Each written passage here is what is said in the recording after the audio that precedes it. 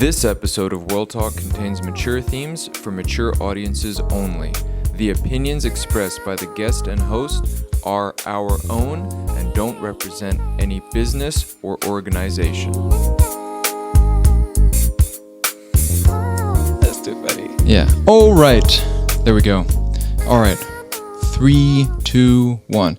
Hello and welcome to World Talk, a show where we talk about anything and all things world related. Today I'm very excited to join with us today, very special guest, Miss Ileann Powery. Ileann, welcome to the show. Hi, Phil. Thanks for having me. Thank you. Thank you for coming. It's a very exciting time. There's a lot to get into. Forgive me. It's a. I have to produce and I have to host, so my brain is in. Clap for Phil right now, please, and thank you. Yeah, my brain is split into two. But Ileann, let's start with the obvious question. You were the most recent Miss Cayman Islands 2023. How was that for you? Life-changing, just surreal. Still can't believe I was Miss Universe Cayman Islands at some point officially, and I'm just so grateful. And I know we'll get into it in the conversation later on, but transitioning into my new self after the title. So that's where I'm at right now. Nice. You know, it's funny going back to what I was saying about my mind is split. I have a way to start the show, but sometimes I forget it. So we'll just start it by saying, Ileann, I start the show off every way the same, which is if you could tell us where you were born and describe that place in 3 words. Okay, so like specifically, like I was born in Georgetown, Grand Cayman. Oh, okay. All right. I see. Yeah. I see. Well, I guess just talk about Grand, because you're from West Bay. I'm from West Bay, but I was born in Georgetown, Grand Cayman. Yeah. So that's why I'm like, do you want me to speak on West Bay or just Grand Cayman on a whole? We'll go with the Cayman Islands. Cayman Islands. Yeah. Okay. 3 words? Mm-hmm. Oh, man. There's a lot. I know. It's a beautiful place. I know. I'll say unique. Mm-hmm. Diverse. And resilient. It is resilient. It really is. Yeah. Let's start with, what does Cayman mean to you? Everything. It's who I am. It's my DNA. It's my upbringing.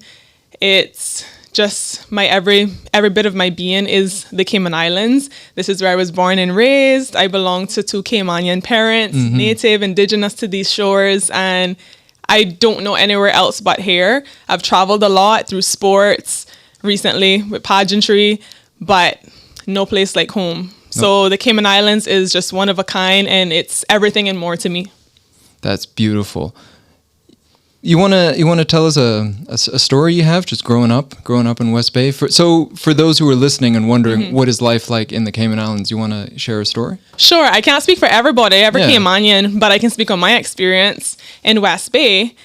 And not every West Bay I can speak for either. The best Bay. The best Bay. But for me, my version of West Bay was being barefoot. That was my first thing I always tell people. Climbing trees, picking guineps, picking plums, like always in the tree. I really thought I was a monkey when I was younger.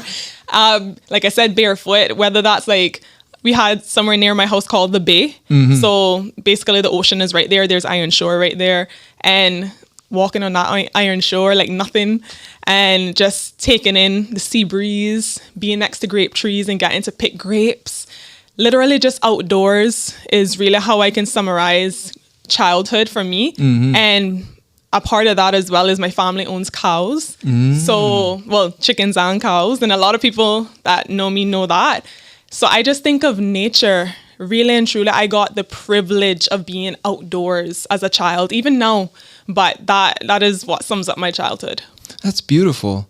What was it like growing up on a farm? Well, we didn't really call it a farm. We just said we have cows and we got chickens. But it was, I mean, for me, it felt normal. It was my life. So it just felt like this is what it's like. But when you talk with other people, whether it's in Cayman or abroad, and it's like, you have cows, you have chickens, like you live on a farm, and like just like how you approached it, and it's like, it's not a farm, but it's a farm, I guess, in your eyes. But growing up with that, it's just like you get a raw experience of to me, a Caribbean life, I feel like we're so outdoorsy. That's for lack of better words. I feel like we're one with the land, with the soil. And being able to have that opportunity from the time I was born straight up till now, it's like it gives you an appreciation for a lot more than what you see with just the naked eye. I feel like you might drive and see it on the roadside. You see a cow on the roadside, but like when you're there feeding the cows and petting the cows and potentially even riding a cow, like we used to have bulls that we could sit on top of. It's like you get a different appreciation for the earth and for the Caribbean on a whole. So that's what it felt like to me. And I've never really said that out loud, but yeah, I guess that's really how I internalized it as a child and now getting to say it as an adult. Yeah. I gotta ask, when you were a child, did you have to like wake up super early and like feed the cows? Like, did you have to tend to the land? So no, I didn't have to. So my father and my uncle were the two like strong Powery men that held the fort down before my grandmother passed as well. Like she was a part of that too, but they kind of dealt with that. And so I didn't really like, it wasn't, this is a chore, you have to do this today, if not you lose privilege. It wasn't that kind of situation. But I mean, there were mornings I would go with my father and go outside and do it. But of course I had to get ready for school and stuff. So he was like, that's my job. I'll do that. You get ready for school. All right. That's the priority for you. That's cool. Yeah. Because I know people from way back when, where their parents would be like, "You're not going to school today. You're helping me on the farm." Yeah, no, it wasn't that extreme. That's why I said I don't look at it as a farm. It was almost like So for my family, I wouldn't say it was full on livelihood, but it was almost like recreational as well to have the cows. But in Cayman back in the day, it was a lot of people owned cows, a lot of people sold. It was a way of survival for some. Yeah. But for my family, I feel like it was a bit of both. Like this is what we're gonna do to survive, but this is also like we enjoy this. We enjoy this part of being from Cayman and connecting with our community in this way. Like you had to sell beef and you had to, but it literally created communication opportunities. Like that's the way I see it now as an adult too. So it was a bit of both for them. So yeah, it didn't turn into be a chore for me, but it turned into be something that I didn't realize how much it meant to me. And especially as I see my father get older and it's like, who's going to raise the cows next? And you start to like get a different value and appreciation for it. So it's just a whole lot. Never thought we'd end up talking about these cows on this podcast. But yeah, it is a very, very like strong point in my childhood and in my life. Yeah. Do you guys sell beef at Christmas time? So we used to sell a lot more because we actually used to butcher the cows. So that's a memory, a very strong memory. I can smell, and this is going to be very, sorry viewers, but I can smell like the scent of the cow once it's been killed. And like even as an adult, when I have fresh beef, like if we buy fresh beef from somewhere, if it's our cow or whatever, it's like that's a very nostalgic smell and it's very familiar to me. So we used to butcher them, like actually from scratch, the shooting of the cow straight down to skinning the cow, hanging it up, weighing it and cutting it up and distributing it all of the whole yard. But now it's more so because of, like I said, the aging of my uncle and my father, it's slowed down and they kind of spread that outwards. And they're, well, it's like, I can't even explain the process fully, but they leave that in someone else's hand. They outsource it. They outsource it basically. All so, but I did see some things. Yeah. Yeah. I know some people who butcher cows. Yeah.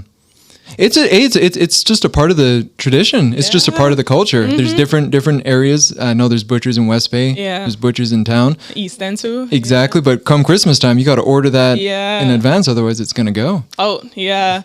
But I like I said, sorry, I'm getting so detailed. Be detailed. But I remember hearing the gunshots in the morning of the cow being butchered. I'm not laughing at that, but it's just like reflecting on. That was your childhood. That was my childhood. Like I remember covering my ears and being my father, whether he was nearby or about to head out into the grass piece because it was going to happen. He would say, "It's going to happen soon." So I remember just like holding my ears because I didn't want to hear that sound. So yeah, that's how my childhood was for some part of my childhood. Yeah. Yeah. So all this land, like it's by your house, all these cows, it's by you. It's not like you have to walk down to like the neighbor lot or whatever. It's all in your vicinity. So my grandfather, and this is something I haven't shared out loud, but he was like modern day dart back in the day, but Back in the- Caymanian version. And I say that, and my brother, if he's watching this, he'll say, oh my goodness, you said that out loud. But the way that our uncles and aunts and our father explained our grandfather to us, he was a very smart, intelligent man. I didn't get to meet him. He passed like 4 years before I was born, I think it was. But he bought up land, and the way he did it was like, it was such a foresight. He saw it for the future. He had 9 children, so of course he had a lot of planning to do ahead. But he saw the future before, just like, instead of just buying it because it's for the now, he saw it different and had a different vision. And it was because of him that led to a lot of like how our family dynamic is. So because of that purchasing, the land is kind of spread out within different parts of West Bay. We have a lot of family. So some of the lots are by those family members, some are by my house. So it's spread out. The cows are kind of spread out in different areas that are owned by our family. So shout out to my grandfather for thinking far beyond and helping us today to be able to have that. What do you think your grandfather saw? Because back then, what years are we talking? Like 1950, 1960? Cayman was like, well, I don't want to use the word desolate, but not much. Yeah, no. I don't remember when he was born. So he passed in, I think, I don't want to butcher it, but I think like 1990. Early 90s? 93, I think 1993, maybe, because I was born in 97. So I think he was like 3 years before I was born. So about that time. But before that would have been a lot of the purchasing when he was a lot younger. And when he passed, I think he was like, I want to say 60 something. Oh, so young sorry man. to my aunts and uncles and my father if I got that wrong. Yeah. But yeah, so this was a while ago, over 30 plus, 40 plus years ago. So he was, when I tell you, this man was thinking ahead, and it wasn't like, he wasn't a selfish man. No. I heard so many things about him, how he was so connected to the West Bay people, and even abroad. Like when I say abroad, I mean Georgetown and beyond, up yonder, as we say. And he sounded like he had like such a good reputation, respected, just like I said, very intelligent and just, forward thinking. He was a different man, very strong, and like what we'd say, a hard bat man, real hard bat man. He held his own and looked up for his family, and he went to sea as well. So when I mean a strong Caymanian power man, that was him. What was your grandfather's name? Joseph Jude Powery. Joseph Jude Powery. Joseph Jude Powery. Yeah. You have a Joseph Jude Powery story you can share? Something that, like your father would tell you when you were growing up? Oh my gosh, I feel bad now. I don't remember off the top, but I feel like it's not going to be funny. I can't think of a funny one right now, but I do recall. Oh wait, maybe this is a funny one. I feel bad if this is wrong. Sorry, Dad.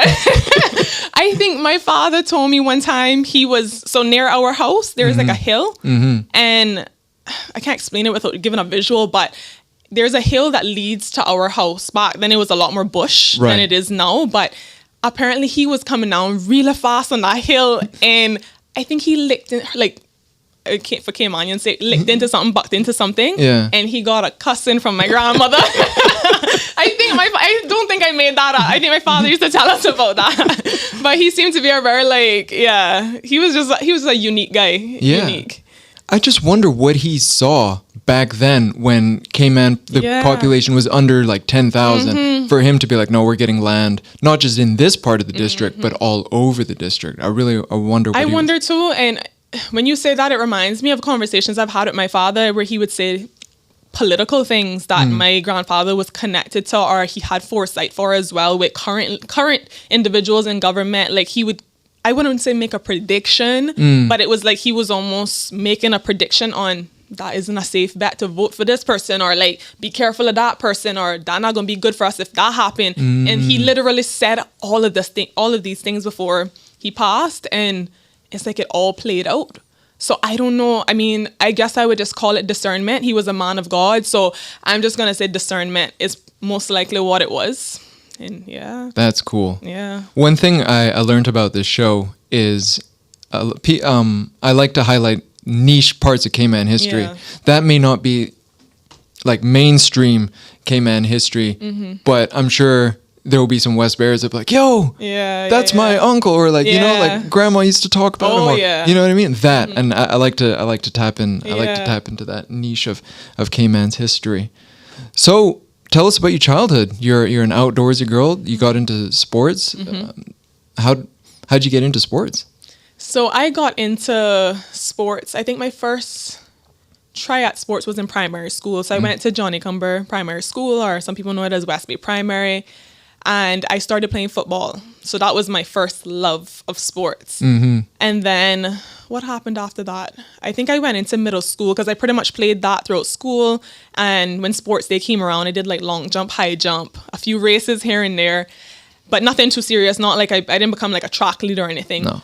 But you definitely had, I guess, a flair for the athletics to be like long jump and running and playing football.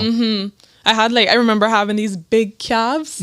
Like literally I used to say I had stones because I'm like the small little girl and there's these round calves. Like, what is that? So I feel like my athleticism was developed from a very young age in the sense of my physique. And so I can kind of agree with what you said for sure. But yeah, so I did football, some track and field and sports days. And then the real sport came for me when I went to middle school. So I went to George Chicks Middle School back then. And so I caught it before it was finished and it completely disappeared. But I got introduced to volleyball there. And it was through, I think, an extracurricular activity. And yeah, it was a sport that was an option. And I think his name was, Mr. Noel, came in and introduced it at the time. And that's how I got introduced to volleyball, and the rest was history. I went from playing school, then I went onto the national youth team I think we had, or just the national team. I can't remember right now. But I started off, I think, being a setter. But I wanted to hit. I wanted to be outside. I wanted to just spike. And I remember not getting the opportunity and being like, oh my gosh. But I, not so long after that, transitioned into beach volleyball, which is my love. I prefer that out of indoor and beach. No offense to those watching that like volleyball. But I'm a beach volleyball girl. I really do enjoy it. So that's pretty much how I got started. And I got to travel a lot. Very grateful. I saw a lot of countries through sports, through volleyball specifically. That was where my ambassadorship role started for me. Ooh. That's where I would say, if you wanted to segue into pageantry, that's where it started. Well, let's go a little back. What about volleyball like caught your interest? Like, hey, this is me. I get it. I understand everything and I love it.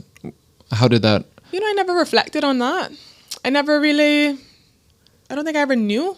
It just felt like the sport I want to do. Oh, there is a sport that I did not mention. I used to play flag football. Ooh. And I used to QB actually. So I used to QB and I used to rush. The term rushing. Yeah. So that's the person that would run and try to get the flag. The flag's on the side off the QB.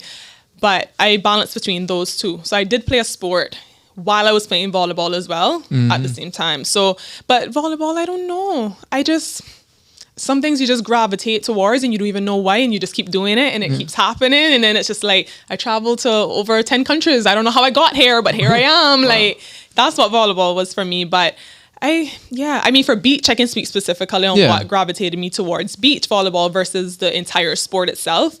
I just enjoy the opportunity to be with one person, one partner. Indoor is 6 of you, and it's like, it's a lot of people to depend on. You have the rotation to depend on. It's a lot more I don't want to say dynamic, but you have to have a good memory in terms of the positioning and knowing whose role is who, and this is where I'm supposed to be on the court, this is where they're supposed to be. So it's a different style of game, and beach is just the 2 of you. If I mess up, it was my fault. Nobody to blame. And so I love that element of it, as well as it's outdoors most times, unless you go somewhere that has a beach set up inside. There's like the sun factor, the wind factor. So that makes it challenging. And it's like, well, why would you enjoy that? But it's like, it's a challenge. So that's why I love beach so much as well. And I guess I'm an island girl. So I grew up on the beach, or I love the beach. So I guess it feels more familiar to me too. At what point did people... Or how did it get involved for you to start traveling to other countries and I guess play? Were you playing for Cayman or how did that work? Yeah, so it always was with Cayman. It wasn't like a club from here and then we went off. It was the national team. So that's always Cayman. So it started indoor. I got to go to Bermuda for Island Games. I think that was 2014. Don't quote me, but I think it was 2014. So that was indoor, and I think that might have been out of like the 5 first travels that I've done for volleyball, that was one of them. I know I went to Jamaica several times to play indoor for their competitions that they had there. So it started with that. And then, like I said, transition into beach. I got to play in a lot of Norseca tours. You heard of Norseca? For those who don't know, what is Norseca? Yeah, so that's North, Central, and Caribbean countries will come together and compete in a specific tournament, beach volleyball tournament. And there's what we call a tour. So there's different stops in the Caribbean. Yeah, pretty much all in Caribbean and Central America. And each country that qualifies for it will travel to those destinations once they have a team. And each travel allows you to accumulate different points. And if you win, obviously you get more points and you get the chance to win money as well. So Cayman usually always has a stop. We didn't have one this year, but yeah, it's pretty much a tour that you go around and compete in that particular competition. And I got to travel many, many times for different Norsecas. I got to play several times here in Cayman. So that's pretty much how I got introduced to travel for beach. I also got to go to Pan American Games in 2015, Canada. So that's like one of the closest competitions to an Olympics. Yeah, wow. Yeah, so I got to do that in 2015. I got to go to CAC Games, which is I think it's Central and Caribbean countries. I did that in Barranquilla, Colombia. So I think that was like 2019. And I went to 3 island games. So I went to Bermuda, Gibraltar, and Gotland. Oh. Yeah, so I know. Where's Gotland? Gotland is a little island off of Sweden. So yeah, I guess you say Europe. Yeah. But yeah, it's that competition now, Island Games, is more so for smaller islands, like 100,000 population or less. Right. Is what is the requirement for that? But yeah, so I got to go to 3 of those. Those happen every like 2 years normally, whereas CAC, I think, is every 4, and Pan Am is every 4 as well, I think. Google it if you need to be 100% sure, but it's something like that. But that's how traveling went for me. So you've been, could you say, traveling for volleyball from, I guess, for the past, well, we're in 24 now. So Yeah. COVID aside, straight, minus Yeah. COVID, but you've been traveling every year for volleyball. Yeah, pretty much. I think probably since, 2014, 2015 maybe. Yeah, pretty much every year. How was that for you to go and travel and represent Cayman? Were you nervous at first? So I don't like competing in front of people, and that is gonna be like, how does that even make sense? You're Miss Cayman, or you play volleyball all your life at this point. But I didn't enjoy as much because I felt the pressure of having to be perfect, and that's just me. That's my projection. Like I had a teammate. She loved it. She was like feeding off of the crowd. For me, I was like, oh, can you all go home? Can you all leave and just have the 4 of us playing against each other? So that was me. So that's where the pressure came in for me. But overall, I always love representing and competing for Cayman, whether it's on a pageant stage, a sporting arena. It's no different. I loved being able to share Cayman with people on the court, off the court, because like if you're on the court, they can hear your accent. So for me, that was like spreading Cayman for me. If I'm talking to my partner, they can hear me speaking in a dialect, and it's like, even though it's in a game, you're in game mode, but it's like those little things. It's like people are hearing you still, and you still get to spread Cayman in that way. We don't think of it like that, but for me, that's how I would think of it. And so I really enjoyed it, love it, and look forward to more of it, God's willing. Yeah. Who is your teammate? So fortunately, but unfortunately, in Cayman, there is not a lot of people to choose from when it comes to beach volleyball or volleyball in general. It's getting better now. The youth is developing here in Cayman. And back then, when I first started, it was literally me and one girl named Shantae Smith-Johnson.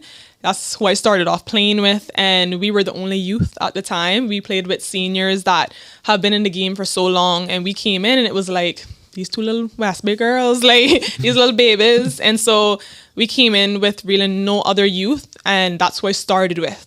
And then as time progressed and she kind of pulled away from volleyball, different people came along, or maybe some of the existing ones that were there before me and her and I came, they still kind of stayed around too. So I would end up switching teammates very often. She was more of my committed partner at the time. And then, like I said, when she pulled away, life happened for her.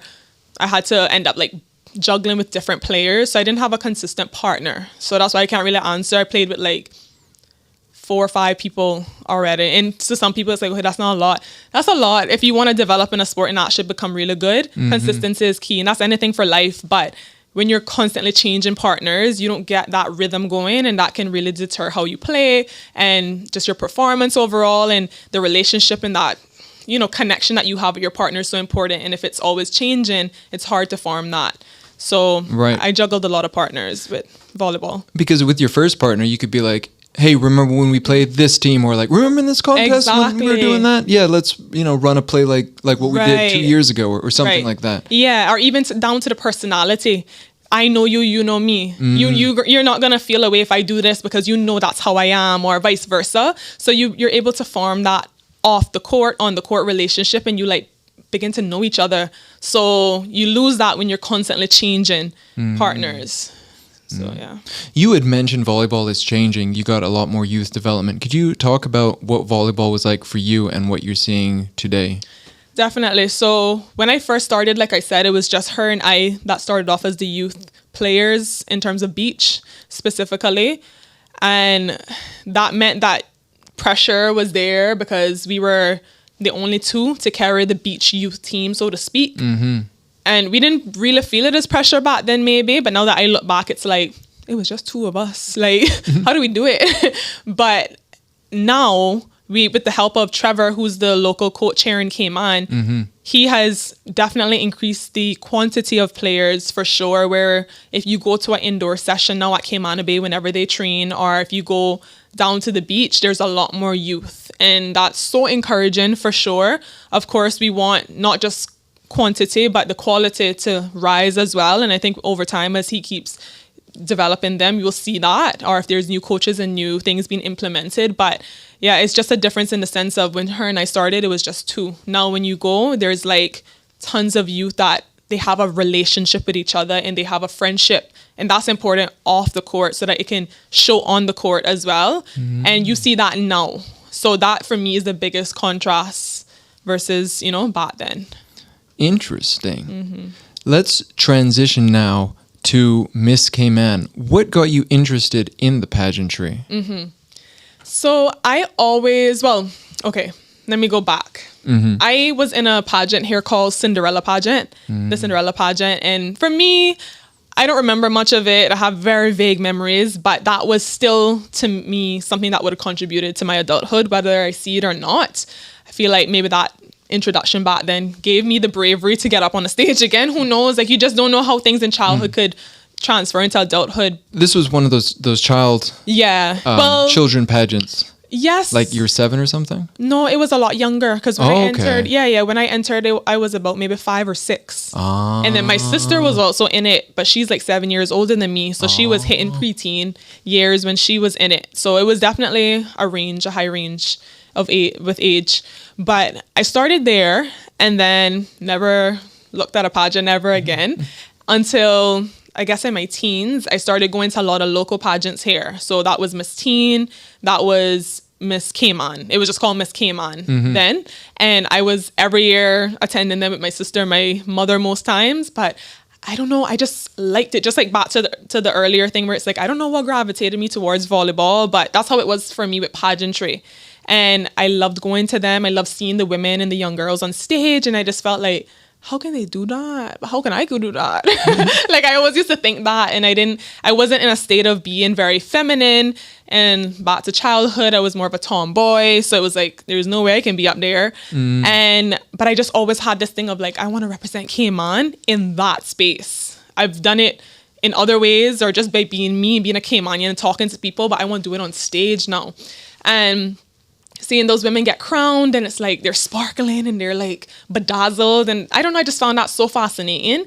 And I think that was my younger self saying, I want to be like that. I want to be more feminine like that, because I was in that tomboy state. And for me, I think that's what the gravitation was towards pageantry from a young age, in addition to the being an ambassador for Cayman. So I went to a lot of pageants, and 2020 I had applied for Miss Cayman. It didn't happen because of COVID. And then 2023, I reapplied. Went in and by the grace of God, I won. So that's literally my pageant story. I'm not a pageant girl. I haven't had like a long history of pageantry. Like some girls from other countries, this is a lifestyle for Yeah. them. This is like Do the it. moment you Yeah. born, you better know how to walk in your heels. Like, Miss Venezuela, yeah, shout Puerto out to Rico, them. yeah. Exactly. Colombia, all Yeah. of them. It's like, it's a big deal for Cayman. We don't really have a big pageant culture at all. it's changing. No, it is, but it's nowhere near these other countries. Right, Let's just right. be frank. Yeah. It's nowhere near, but it is developing slowly but surely, hopefully. Mm-hmm. But we have a lot to go if we want to be even near the door mouth of some of these countries. Yeah. Yeah. I gotta say though, I saw something recently. Correct me if I'm wrong, but Miss Reagan Ruddy, who's the current Miss Cayman, she's in like the top 5. Or there's like this poll or I something. think that was for Voice for Change. Voice for Change. I think I haven't been too in tune. All right. So I kind of, because of it being my first year off, I kind of pulled away to not get too consumed. I had to like heal from different things. Right, I In understand. a sense of like, you know, Your life was on display. Yeah, and we can touch on that shortly. But I think Voice for Change is what Yeah. you're talking about. I could be wrong, but I could know be she wrong did. too. But He's like, I don't know. I just remember seeing it Yeah. and going like, oh wow, like she's top 5. Like Yeah, I did see for Voice for Change, so it could have been for that. Yeah. That she placed high for that, because that's like a voting system. I think it's a like paid votes. Like once you get a certain amount and you keep ranking and ranking, and they give a time frame. But I had it in my year as well, Voice for Change, and I think they called it CI Talks this year. I don't recall if that's what they had it from my year. Forgive me if I'm wrong. But yeah, pretty much girls, we make a video and we submit it that pretty much shares our advocacy, our platform, maybe a foundation that we want to highlight for it to be pretty much put on showcase for the world to vote for who they thought was the best. Or, you know, it's a lot of voting systems. This universe is a business as well. So Yes, it's it is. opportunity for making revenue. Yeah. And then there's a selection committee that also plays a role in the selection of which girls that submitted the videos would be ranked in a certain spot. So it's a lot to it. Yeah. Yeah. But the reason I bring that up is because a lot of these, they'll have like vote for your country. Mm-hmm. But like Cayman is population, what, we're hitting 70,000 now. That's a small town in like France and Sweden and so on and so forth. But to see Reagan at like number 5, like whoa, like Yeah. Go Cayman. go Cayman. Yeah. One thing I've been noticing about the pageantry, I got into it in Chloe's year because I was asked to be her photographer. Oh, nice. Yeah. It was. But one thing I noticed about that year is Chloe won. She's an athlete. You won. You're an athlete. funny, And yeah. Reagan won. She's an athlete. I know a lot of people say this. Yeah. Every time, and I picked you because some people were like, yo, who do you think's going to win? I said Ileann because she's an athlete. Oh. You have that, you know what it takes to win. You know, you've had losses. Right. And looking back, like, where did I go wrong? Yeah. Being honest. And these, I believe, are skills you learn playing sports, being in leadership in sports. Right. And you having your sports background, I'm sure you're very well aware of your strengths and your weaknesses. So a lot of people say that and they state the pattern, and I'm like, fair enough, but there's a lot of queens that won that weren't athletes. Yeah. But I do get the point. And to add to what you said, that's absolutely true. We have so much transferable skills from an athlete world or being an athlete, and putting that into pageantry is not really hard because for us, pageantry is just another sport. And well, I speak for myself, but hopefully I think those other individuals you mentioned could back that up as well, and other athletes too, because it's all about mindset. Yeah. It's mindset, and being a human being, for human beings, that's important. But for an athlete, it's like, that's all you know is like adjusting your mindset and being resilient, being motivated when there's nothing to be motivated about in that moment, and pulling yourself out of a dark space. Like all of those things, you have to do that in pageantry as well. So I feel like for us, it's a natural fit. And we're already like in a space of having to fend for ourselves in an athletic world. So in pageantry, it's the same,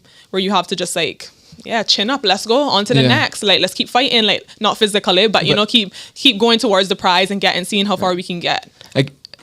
I guess that's the resiliency that you speak about. Yeah, definitely. But it is unique that 3 back-to-back queens have an athletic background. Yeah, I think it's awesome. Yeah, it is. One thing I get just looking at the pageant objectively or whatever. There's a lot of interesting people that join the pageantry.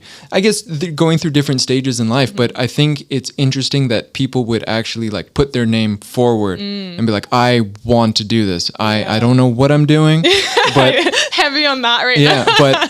but this is something I want to do, and I want to come to the rehearsals, even though they go on till 10 at night or 11 at night, and I got work in the morning. You know, I admire the commitment of everyone that joins the pageant. I think it's a great character building experience, even if you don't win. Yeah, I still think absolutely. I still think you can walk away Of with your head course. held high because you've learned so much. Absolutely.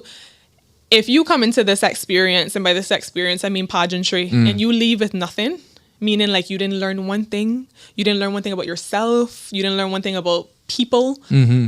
You really you went into it with no expectation, no vision, no why, no nothing, because there's so much, and that's no disrespect, that's just a fact. Yeah. There's too much to pick up in the pageant world in terms of like new lessons, new opportunities, whether that's networking or a new brand deal or just something. Like there's too much to gain in it to not you just can't enter and not get something back out of it that's positive, in my opinion. Yeah. But like I said, that goes back to mindset. If you're going into it just for giggles and just to have fun, maybe you might not catch the message or might not catch the lesson because you're just in it to have a good time. And maybe that's your vision. That's 100% okay. But yeah, I don't think you can walk away and say, boy, I really lost.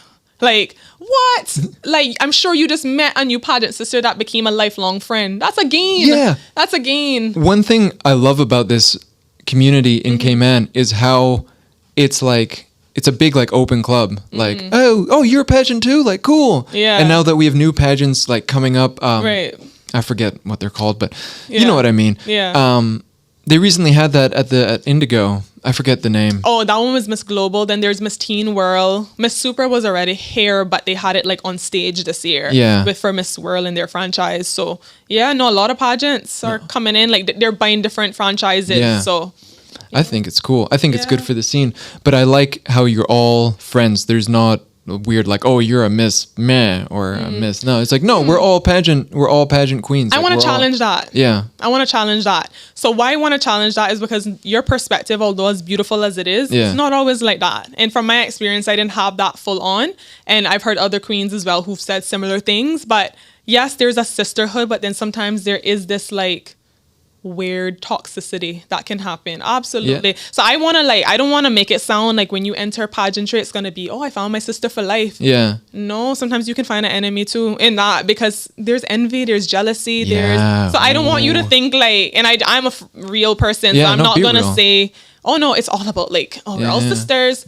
No, I'm sorry, that's just not the truth. And being in Cayman, where it's a lot smaller, I feel like that's amplified.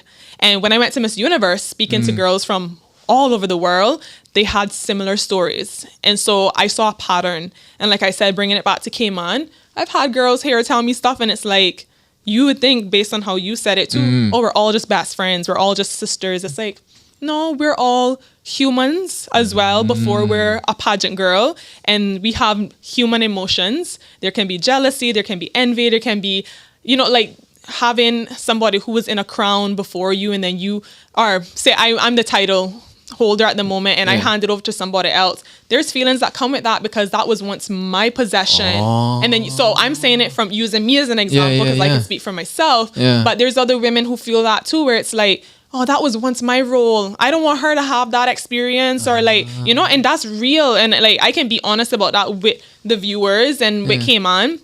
That's a real emotion. So there's a lot of bitterness and pettiness that can go on in the pageant world, and not everybody supports you that was in that sisterhood or in that experience that you've had before. So I want to make that clear. Even though you're saying it, and it's I'm glad you have that perception, but that's not always true. Yeah. So I just want to challenge that a little. Oh no, absolutely, and give you context where I'm coming from. Yeah. Being the photographer that I am, with the emphasis on fashion. That's how I know a lot of the Miss Cayman pageants, pageant contenders and whatnot, because I donate my services. Yeah, right. And whatnot. But even just so for example, I did a shoot with Chloe and Georgina, Chloe Powery. Yeah. I don't know, any relation? Yeah, we not like direct cousin, not like first or second, but Right. like somewhere down the line. Yeah, All right, definitely cool. are. And Georgina Kerford, but like they like them two like together. You can see it on camera. They've got like good chemistry. Yeah, no, of You know what I course. mean? Yeah, I'm not speaking for everybody. But I'm just saying, like, I guess my experience comes from these isolated pockets of where everything is Perfect, good. everything. Yeah. So I get where you're coming from. That makes 100% sense. And I feel like a lot of people see it like that. Even before I was in it, I saw it like that.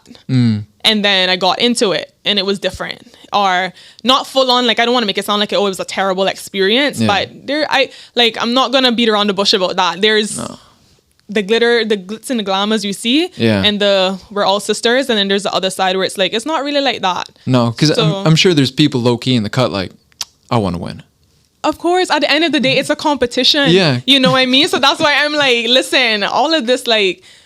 Everybody looks like they're best friends. It's still a competition, so people must not forget that. Yes, we talk about sisterhood, but if we're in the same competition, we're trying to get the same prize.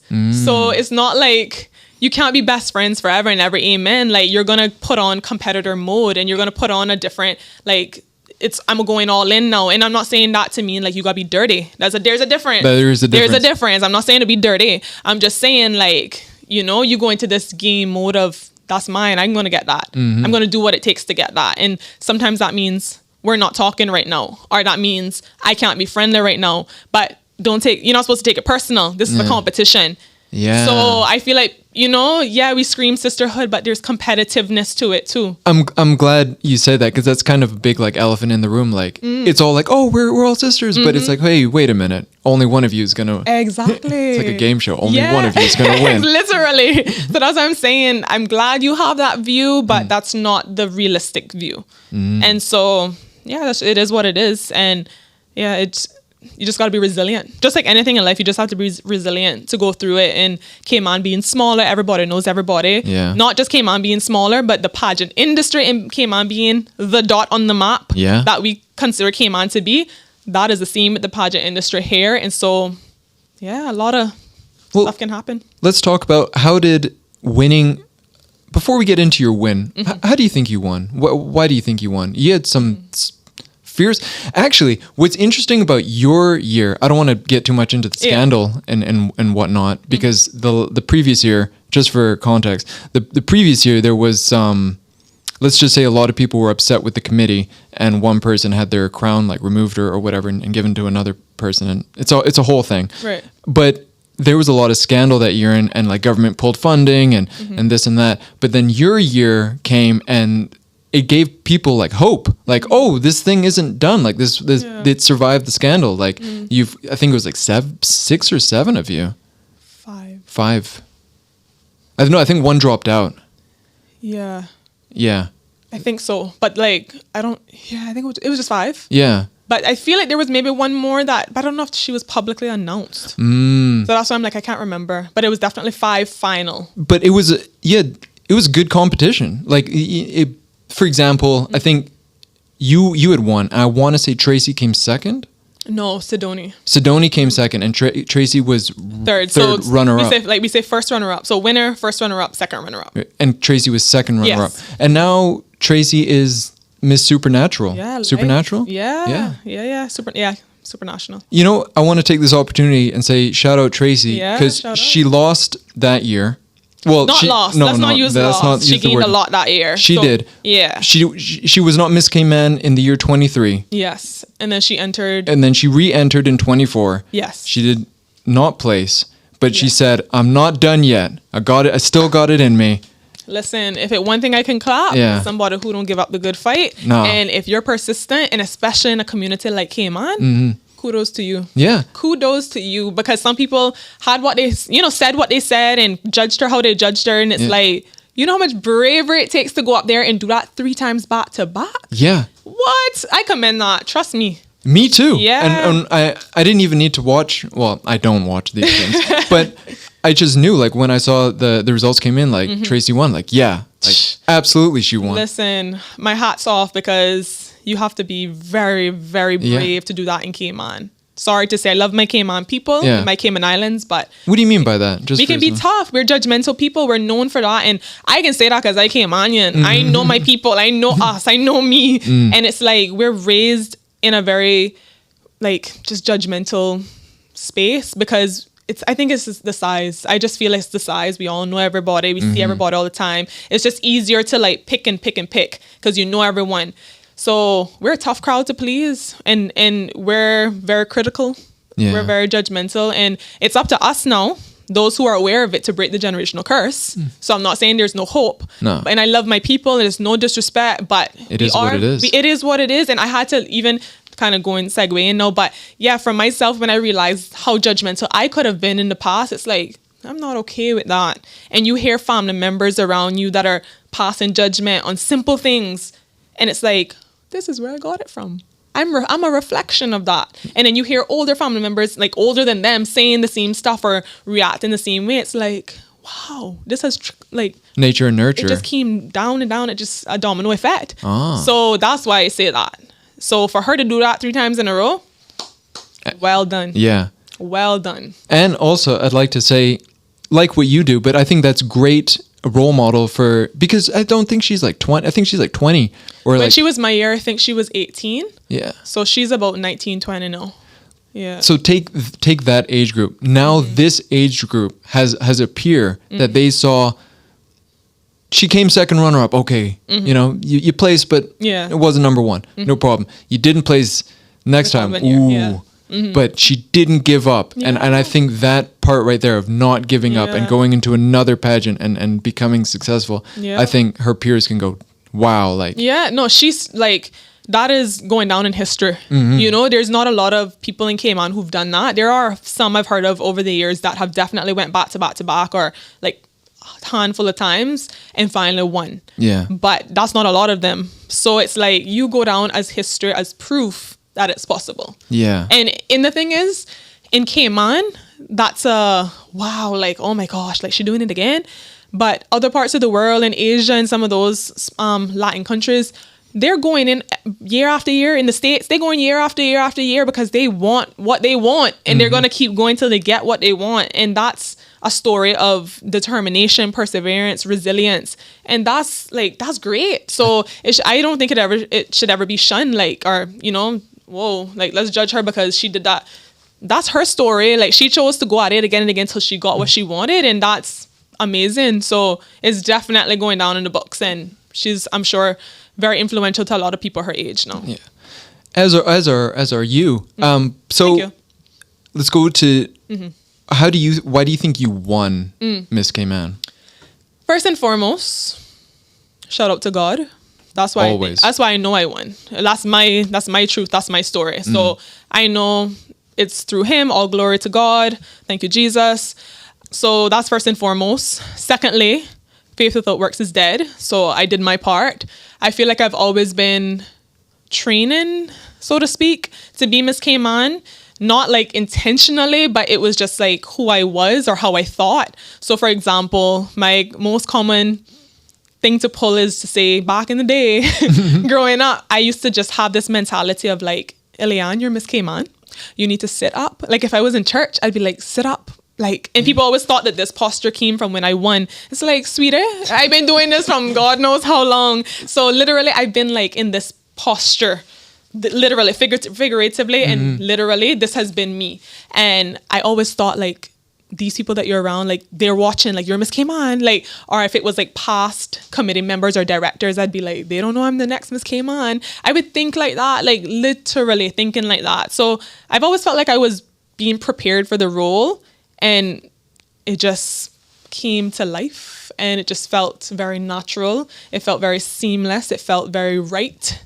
And I think I won, like I said, because of God and because of that natural preparation that came before getting the role. Yeah, I mean, and like I said, I had to work for it too. So I'm not saying that those natural things and God, it was just like, oh, that's it. But I had to put in the work. I had to learn what I need to learn, walk in heels, learn makeup, dress better, carry myself more. I wasn't presentable, but you know, a different level of presentable. And yeah, just learning the ins and outs of pageantry, and then time to go through the process, go up on stage that night, and bam, And bam. bam. Going back to what you were saying about you wanted to be Miss Cayman, was it Miss Cayman specifically, or did you just want to be like a representative? Like, because you had spoken earlier about you were an ambassador. Right. So just along those lines of like, I guess, public service. Right. Public leadership, so to speak. No, I want to be Miss Cayman. Like, Miss Cayman. Back then it was Miss Cayman. Now it's Miss Universe Cayman Islands. I had a few like name changes throughout the years, but there was Miss Cayman, then it split, and then Miss World got their franchise here several years ago, and then Miss Universe was already established. So when it was Miss Cayman, the girl went to both competitions. The winner went to both competitions. And then when they finally split it here into separate entities or separate franchises, then I knew that I wanted to stick with Miss Universe Cayman Islands. And people always say, well, why? But for me, it's like, I always saw Miss Universe as the biggest. It is the biggest, but like, it just felt different. It felt like mine. And I had, like I said, people say, you should do Miss World first, then go into Miss Universe Cayman Islands, get some experience, And I said, thank you, with all due respect, I'm going for Miss Universe Cayman Islands. Like, my heart was like, Miss Universe, Miss Universe, Miss Universe. You gravitated towards it. Yeah, I just went where I felt the spirit led me, and I went there. So Nice. that's how I ended up there. What was it like before where your competition was in El Salvador? Yes. Before El Salvador, what was it like getting into the role? How did you pick you? What's the word I'm looking for? You each had a cause that you wanted to like support or champion. Like a platform. A platform. Right. How did you pick your platform? So generally how it is, the Miss Universe Cayman Islands pageant itself, like it's the franchise itself, will choose a platform for the entire competition that year. So all contestants will fall under that.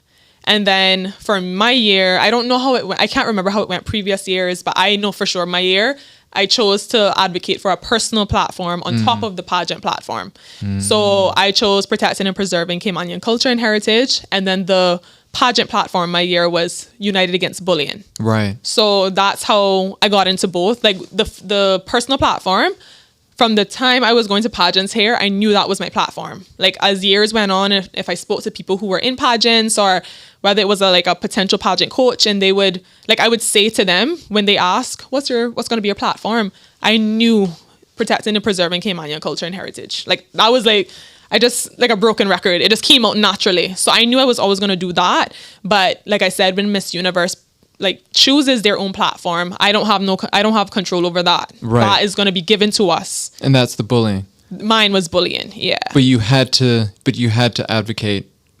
On top of that, you felt so you felt so passionate that he's like, no, I have to also highlight that. Actually, highlight Caymanian culture. That was actually my favorite part about your tenure reign, I should say. Reign as Miss Cayman, because the year before, like I said, it was just covered with this scandal. Yeah. So I'm sure it must have been a very stressful time. Yeah. But coming out of that into your term, I thought it was very cool that you were advocating heavy for Caymanian culture and heritage. Yeah. Your words of the day. Yeah, Caymanian word. Yeah, and with the little description. You're I was right. like, this is so cool. Oh, thank you. Yeah. Why support Caymanian culture and heritage? I say, why not? That is my first question. And I'm always going to hold myself accountable first. I have to do it as a Caymanian. And before I can point any fingers and say, you should be doing it too, I need to look at myself and say, are you doing it first and foremost? So that was one of the greater reasons why I wanted to do it, even more so. But like I said, why not? I don't feel like there's enough of it happening as a Caymanian. Who else is going to do it for us? Nobody else is going to hold us in the forefront if we don't do it ourselves. We will always be tucked behind in our own country if we don't stand up first. And Right. that is the facts. And we see it happening in front of us right now. And I felt like it was my duty, and I still feel like it's my duty, always have, always will, to represent Cayman as a Caymanian, a proud Caymanian, and to push however I can to advocate for our culture and heritage. I can only do that in the ways that I can do it. And I look at it as we are all a big puzzle. Every Caymanian is a piece of the puzzle, and I'll do my part and you do yours, and it'll come together and accumulate to be the beautiful Cayman Islands that it is. So that's how I see it. I just felt like I had to put in my piece of the puzzle and just be consistent with that and just pray that it touches who it needs to touch, it spreads who it needs to spread to, and it just keeps the culture and heritage alive. Yeah, because when you are Miss Cayman, you could consider it like mainstream Cayman, like whatever you do, right? Any ribbon cutting, front page news, you know what I mean? Social media. But to use this, to have this massive spotlight on you, and for you to use like, hey, I'm going to take this opportunity to bring up things that I like. I thought it was very cool. Thank you. Yeah. I wouldn't have done it any other way. There's things that I wish I could have done differently now that I look back, in the sense of the more pageantry stuff, like the runway and the social media content, like improving that. Even though I felt like I did a decent job, I did a good job. I am proud of myself. Let me not do that. Let me not self-sabotage. I will say you did great, and what I like about is you would do the thing, and then Instagram. I don't follow you on any other things. I don't have any other thing, but you would put in your like Instagram notes like or like check out my like free. You did something with Pirates Week, right? And it's like check out my Pirates Week thing. It's like you do something, and if people don't see it, you're still like promoting it. Like, hey, have you seen this thing I did? Like, I think it's cool. Thank you. Because it's not. Because you're bringing around like your community. I think there was a post earlier this week like I was at this school. You know, it's like you're out and about. It's not just like, I don't know, like makeup tips at Ileann, which are fine, but you're active in the community, and that's what I like to see. Yeah, no, thank you. And that's one of the main reasons beside being an ambassador is I wanted to be able to be in the community more. I knew that I wasn't doing nowhere near the amount that I should have been doing as a Caymanian. That is, like I said, to me, my duty. And I used the Miss Cayman platform as an opportunity to tap into that area that I knew I just needed to be in, that space I needed to be in. And so, it was a platform that helped me jumpstart my desires. And I just hope and continue to hope that I inspire any Caymanian, any young person that sees this video, be proud to be a Caymanian, be proud to be from here. Of course, like you said earlier, I could have took the route and be more of that like really pageant girl and like the whole makeup stuff. And for me, that wasn't my vision, and I'm okay with that. I knew my wife from the beginning, and for me, it wasn't to really push for the pageantry stuff at that time. Like as we develop and we grow, things change. We can get into that a little bit too, but back then it was like I wanted to showcase Cayman first and foremost. I wanted to represent natural beauty in the sense of keeping my hair curly, keeping it big and out, and that changed throughout because as anybody with curly hair knows, it's hard to manage at times. So I didn't always have it out the way that I really wanted it to be, but I tried to be that message still of you can leave your hair the way it is, the way it grows out of your scalp, because that is beautiful. That is you. And so my vision was, like I said, my people, and then showcasing my natural beauty, my natural state, and not so going down the road of just being perfect, being the perfect image. And even sometimes for me, that was not always wearing makeup. And that's not liked by a lot of people in the pageant world or in Cayman. It's like, why is she not wearing makeup? Or blah, blah. But like, I knew my message still was to still have half and half of, let me have a glam face, but let me show that it's okay to be in my own skin. It's okay to be Ileann just as I am. And so those are my main hopes and desires while I was queen. So I hope it was full on achieved. I think so. I think so indeed. What was it like going to El Salvador and competing and representing Cayman again? Right. Was that the first time you've been to El Salvador? No, I went there for volleyball? Beach volleyball. That's so cool. Yeah. So obviously there are two complete different things, but not like we said, pageantry felt like another sporting activity almost. So it wasn't quite, or like it wasn't opposites, but it was still very different. And when you went for pageantry, Miss Universe specifically, that's the biggest pageant in the world. That's a big deal. Yeah. That is a big deal. You are stepping into the closest state I think you'll get to feeling like a celebrity and getting an idea as to what celebrities go through. Yeah. For sure, because you have pageant fanatics who are standing outside. It doesn't matter what time of night, what time of morning. They want to see all of the pageant girls. They want to see a specific country, so they will wait and they will shout out your country name, taking millions of photos, videos. Like, you can't run from it. You have to embrace it. You have to embrace it, because that counts as you demonstrating, am I ready for the crown? Am I ready to be a Miss Universe? Because a Miss Universe has to, like, I think her name is Luciera. She says she has to speak. She's a speaker. But like, they're also Miss Universe also looking for somebody who can be a brand ambassador physically. Does she carry herself well? Does she know how to interact with people? Is she charismatic? Does she have a good personality? So if you're walking by these people and you're giving the stinkest attitude, you think they want, like, they don't want no queen that does that. They want somebody who's personable and you can connect with, and hi, hey, sending, you see it all the time, sending kisses and love and, you know, all the things. So it very much so was the closest feeling to being a celebrity. And it was a surreal 2 weeks and change, like once in a lifetime. Once in a lifetime. That's the way I describe it to people. I would do it again if I could. There's so many different things that I would try and bring to the forefront that I didn't have at the time. I feel like back then I didn't even know what I was doing. I was just doing it. I was in a space where it was like, boy, I don't know. Like, you know, like, I don't know, but here we go. And yeah, I look back and I'm like, you did that. Like, wow, you did that. But now I'm like, man, I want to do it again, but harder now, because I didn't feel like I was in that competitive mode then. I was in my God, do your thing. And I'm always in my God, do your thing mode. But back then it was almost like, I just felt like he was going to use me as proof that you can come from a background where you have no pageantry, you're tomboyish, all the things, and you can still be the chosen one. And I feel like I was in that season of, God, show them.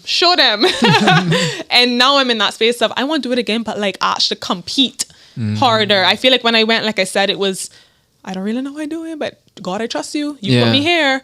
And now it's like, oh, I want to showcase all that I have gained after I came back from Miss Universe. So that's the stage I'm in right now. So that's very cool. Maybe I'll be in another pageant, God's willing. Who knows? Well, watch the space. Watch the space. As they say. What was that like? Because you did the local pageant, cool, but now you're flown to El Salvador, and there's the world. Oh, but before I get into all that, were there any fanatics screaming out your name? So that's the thing. Unfortunately, with Cayman, we don't really have that experience.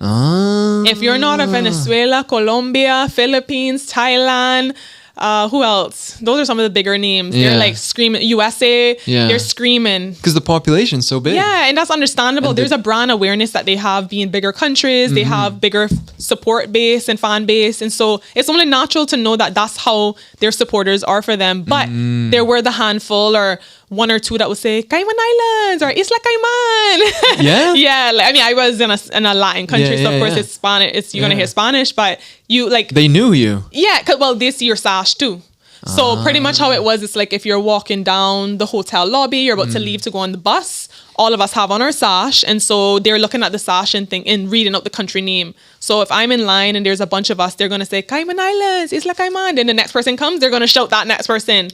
But if there's the popular girl who's like the top contender, one of the top contenders, the whole crowd is screaming now. Like Miss Puerto Rico. Yeah, Yeah, because I don't know how many times they've won. I don't know either, but yeah, they definitely won a few times. Yeah. That's very cool. Yeah, but it's like I said, it's a lot. I'm sure. You have to have a high social battery to be in pageantry, because you can get drained so easily, because you have to give your all. You have to be ready to perform every second. You're going into actress mode sometimes. For me, it didn't feel like that though. I loved being Miss Cayman. I loved being able to talk to people if they came up to me because they knew I was her or they saw me with the crown and sash on. That I loved. I love. But I'm human, so it is depleting to always have to give it all. But that's how I was before I Miss Cayman. It's like, oh God, battery dead.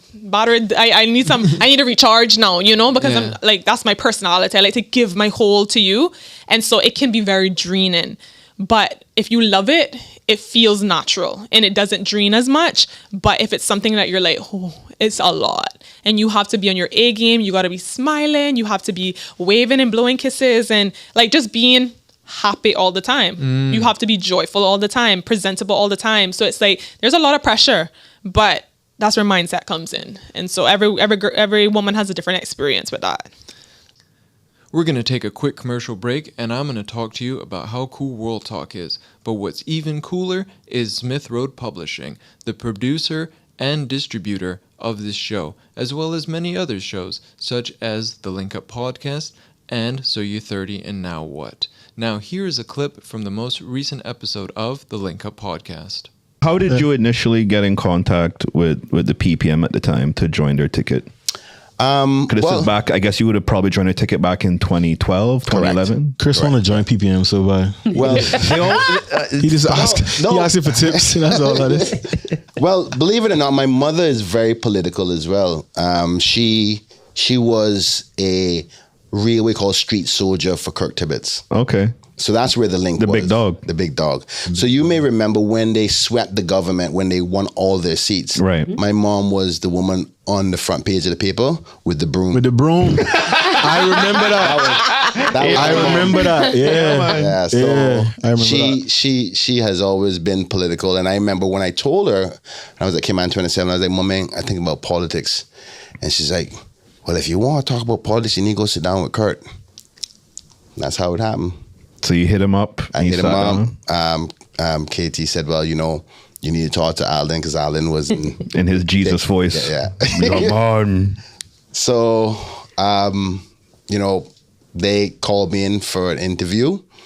I told them I want to do, but I was quite popular on the news at that time. So I think they saw the advantage of, Georgetown, black man can add on to the ticket kind of thing, variety of options.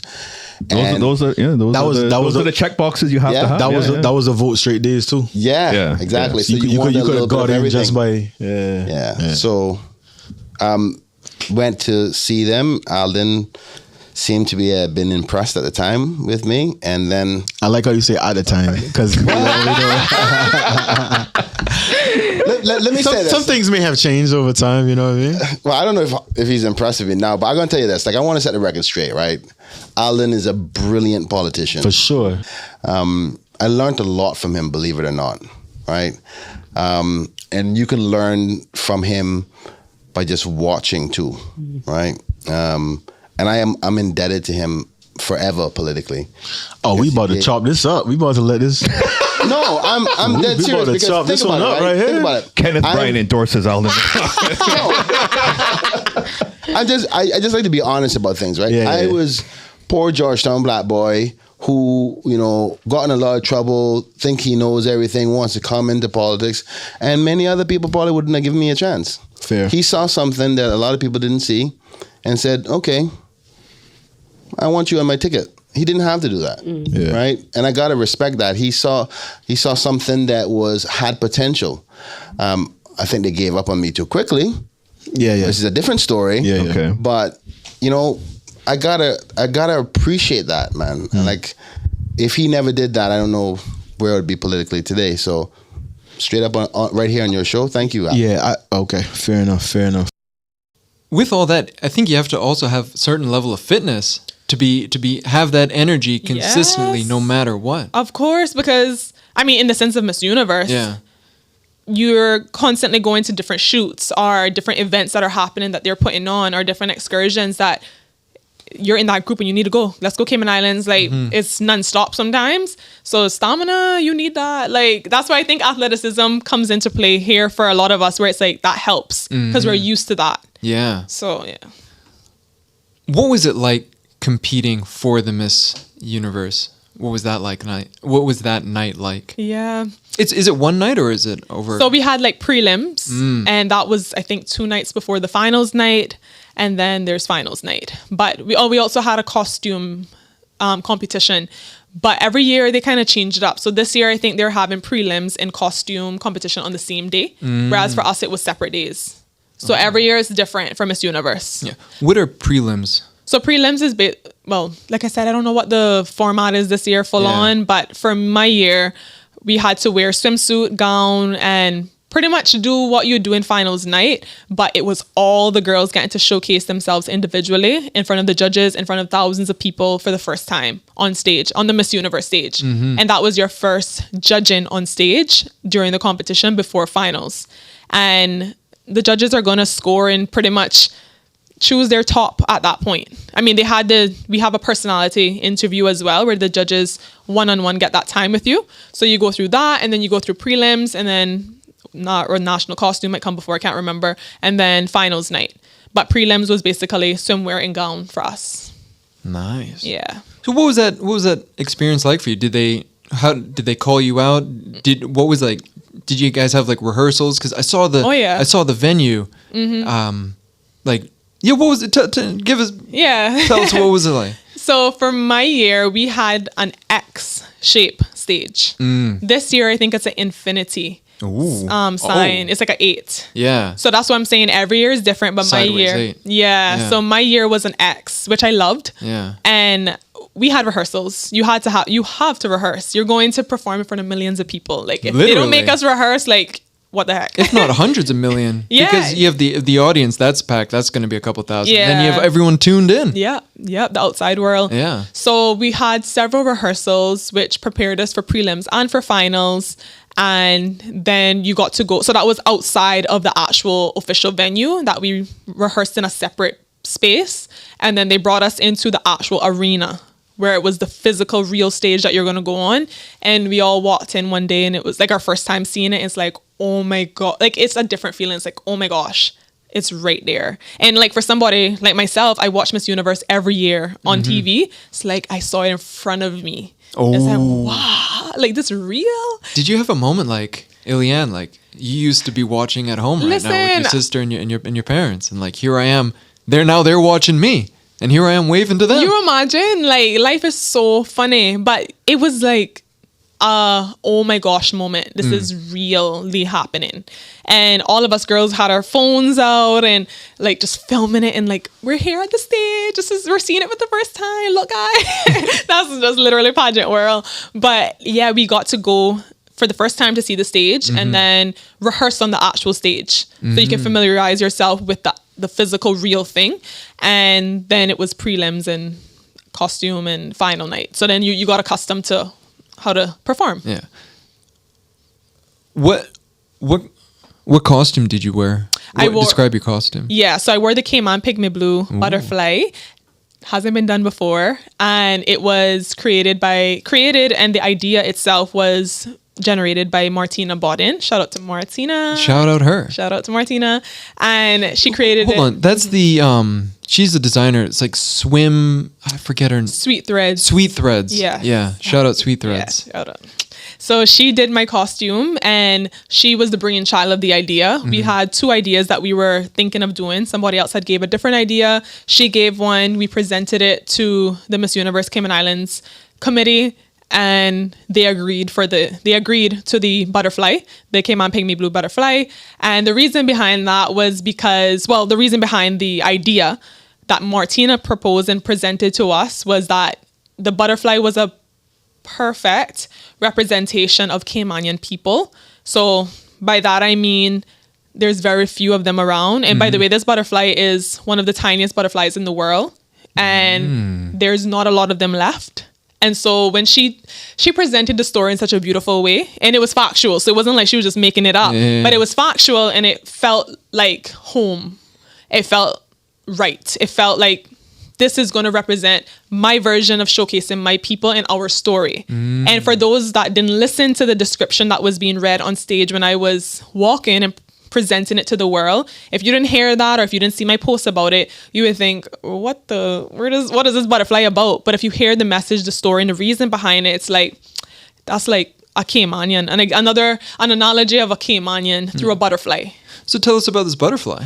Yeah, no, it's like I said, it's one of the smallest butterflies in the world. It's so tiny. I have some of them that fly around in my yard as well. And that's another thing, by the way, not to divert from your question, but I saw a lot of them in my yard during childhood. I saw one the other day again, and it's like, I recognize that. I relate to that because that was something I saw growing up. So I could connect even more, not just with the story, but with the reality that these butterflies actually are real and I see them.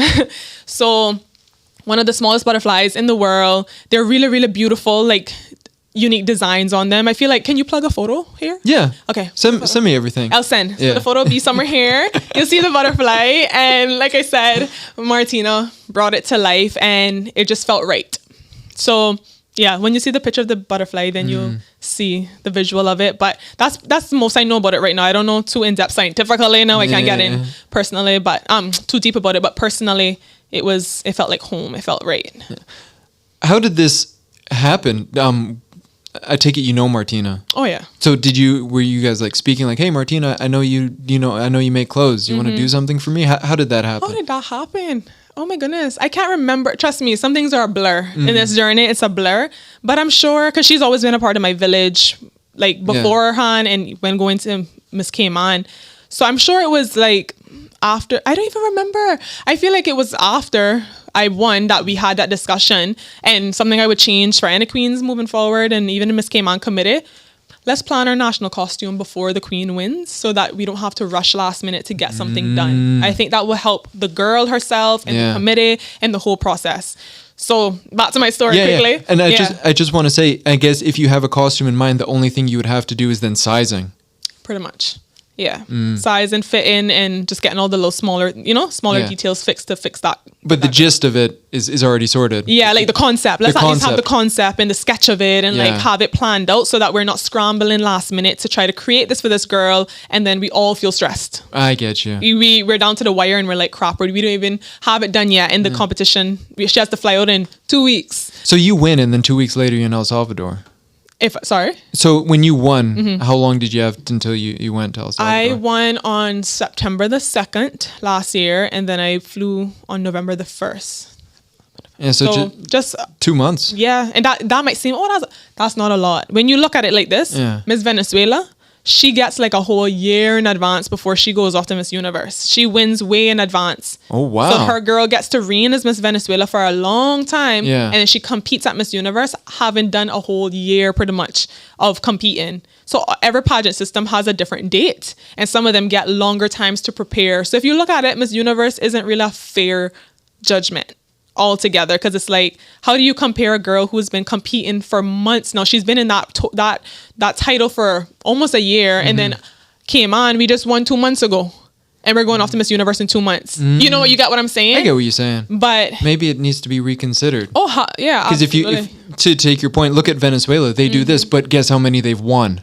Look at how they show up every year. Yeah. But I mean, like I said, they have a strong culture, pageant culture. But yeah, so just it's been fine tuned. Like, all right, we're gonna do this for a year, get you nice and ready, because now, and we'll go back into this. You're competing against the world, Latvia, Lithuania, all the countries Curacao. you've never heard about. Yeah, all of them too, and you don't know what they're doing in their crevice of the world. Like they're prepping. So, but yeah, so how do we? I feel like we segue. We were talking about something else. So actually, I believe it was your pageant coach, Miss Teresa. She was telling me that I think it's Curacao. They had they had a small group of girls that competed in their local pageant, but she placed or something like that. My year? I don't know which year. Yeah, it was in my year. But we were just talking about the different countries and how they work, and she brought up Curacao, and that's something I haven't forgot about. Yeah, I mean, Miss Universe is very. It's a lot, and there's a lot to it.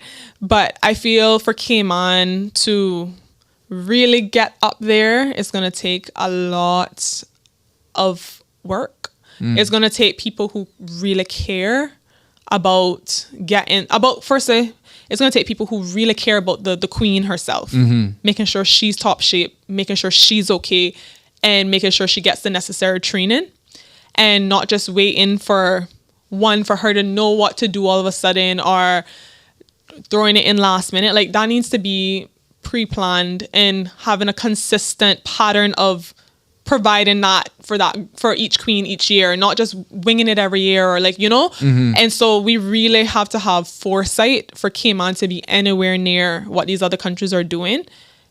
And I believe it will come. I trust it. That's why I was going to say that just now. I trust that it will come, because Cayman has some amazing women that have competed in Miss Universe. So it's not like, even now, the current queen, it's not that we don't have women that can't get to top 5. I mean, in comparison to these other countries, yes, there's a big gap. But my point is, those same women had to be trained and coached. Yeah. So why can't our women be trained and coached to get similar results, if not the same results? And so I know we have potential. We just need people that really see the vision and have a vision and execute it and pre-plan, not just Cayman style where we throw in last minute and we hope that it works, or we just get it over with. Actually, let's care and have a plan. And so I feel like that's what it will take for us to ever get there. But hopefully one day. Hopefully one day. Yeah. Going back now to the night of the competition. So you're there, you've got the whole world next to you. What was that like? I didn't feel nervous as much as I thought I would. And one of the greatest memories I have and that I think stand out the strongest for me that night was seeing my little support system in one little spot. So I had my sister, my mother, Miss Daryley Dakers, the director, Miss Lavinia, my Aunt Marie, and Matthew Ebanks. I think it was 6 of them from Cayman, and they were sitting in one spot. Matthew Ebanks, the painter? Yes. Shout out Matthew. Great guy. Yeah, he is. So the 6 of them were in one little spot the whole night with that Cayman flag just wait. And I mean, like, I immediately spotted them. And there's even a photo of me holding up a heart to like my sister. And I was just, my eyes were on them so much that night that I felt that it was just me and the 6 of them. Me and the 6 of them that night. It just felt, I can't explain it. It was loud. Thousands of people screaming for different countries, but it felt like it was silent because I had some of the most important people to me there, sitting right there and just screaming for me, supporting me the whole way through. And yeah, my eyes just kept going back to them. When I think about it, I see it. Like, it's so vivid for me. They were just holding it down, and amongst thousands that didn't care about Cayman, it was just 6 of them sitting right there. And every second I could, it was like my eyes were like, I see you, we here. So that's like how I remember being in the arena. But I also remember looking way, way, way up in the arena, and the smallest little human being the size of an ant, that's how big it was. The little person looks like an ant. So just to give you a visual through my words, that's how huge it was. Wow. How many people were in that arena, you think? I don't even know. Thousands. Oh gosh, yeah. I don't even know though. Probably the size of Cayman population. Dang. Yeah, I mean, because you have sports arenas that have more of Cayman population. So and this is El Salvador. It's a big country. Yeah. So it was just a surreal feeling. And watching, well, for me on stage, I can see all the different camera setups and the stage directors, and like you see it all, and it's like on TV you don't even see this. You don't get to see this crowd and this TV set. Like, you don't see the realness, and it's like, this is it. Yeah. How did it feel walking on that stage with let's talk about the butterfly costume, representing Cayman to the fullest in the international stage? Yeah. I'm sure at least a couple 100 million people must be tuned in. So you've got probably the population of Cayman in the auditorium, right, and an extra 100 million watching it, and you're just out there representing Cayman. What was that like? What was that like for you, that moment? I still can't believe I did it. For me in the moment, it's almost like you shut off and you go into a different zone. You're in a different space. You have to, you can't even hear your thoughts at this point. You're just hearing the crowd, and you just go into, it's game time, and you just strut yourself. And for me, like I said earlier, I wish I could do things differently this time around, because I'm so much more prepared now than I was then for runway, for example. So for me, I just walked and did what came to my body naturally and what I felt was right in that moment. And there wasn't a lot of thinking, because like I didn't feel ready. I didn't feel ready for Miss Universe at that time. Now I do, but then I didn't. So I just walked and I just trusted whatever came out of me, whether it was through muscle memory or whatever. I just allowed it. But the thing is, some people will hear that and it's like, but don't you practice routines? And yeah, pretty much a lot of pageant girls, the system or the way the system works is you practice a routine so that when you get out on stage, you know what you're going to do. But that shows how much I wasn't ready, that my brain couldn't like comprehend that yet. As crazy as that sounds, I couldn't comprehend that I needed to give a routine. But like, I just went out there and I just did whatever. And as long as I didn't trip and fall, that was where my mind was at. And as long as I made Cayman proud, that was where my head was at. So it was just surreal. It was a surreal moment, a surreal feeling. You just hear a bunch of cheering, but then your head is silent at the same time. So it's like two contradicting feelings. I don't know. It's a out of body experience. That's so cool. You got any stories from that time? Give me a theme. What are you? Just all right. The most memorable experience from your trip to El Salvador. Oh, that's not fair. That's not fair. How many things are memorable? Okay, so going back to seeing my 6 people in the crowd, that stood out for me the most. That was special. I can imagine. I can't explain it, but to spot my people. Your people, your blood, your family. My family, like my people, it's like they could have been anywhere in that crowd and they were in a spot that was just right for me to see them and to feel like, hey, we're here, you're okay, you're good, do it. And so that to me, I even have goosebumps saying it or chills saying it. That was a special moment or a special memory. Another, let's see. I feel like being able to spread Cayman is always a plus for me. And for me, I don't try to hide my accent or my dialect. I mean, I'll amend or adjust as needed for people to understand me by turning the dialect down a little bit like I'm doing right now. But the accent is very prominent. The accent is there. Yeah. And so I felt so proud to be able to go up there as a Miss Universe and do that and represent and showcase Cayman in that way. So that was another amazing thing to do. I got to give a piece of home to them. Yeah. And that's just so special every time. So doing it in the Miss Universe world, it's like, this is the biggest pageant in the world and you got to spread Cayman.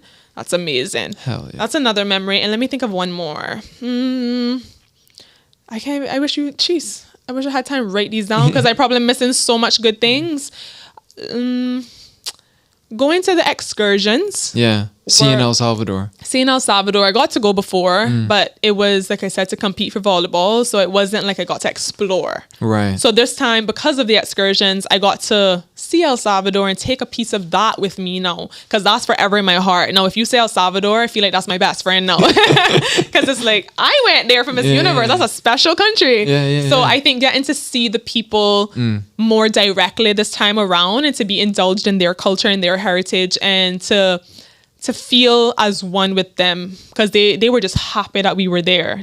El Salvador welcomed us. It was like, thank you for coming. Bienvenidos. Welcome to our country. And so being able to be surrounded by that and to be showed so much love and it's like, you all don't even know us, but you're just happy to see us. That was really, really special as well.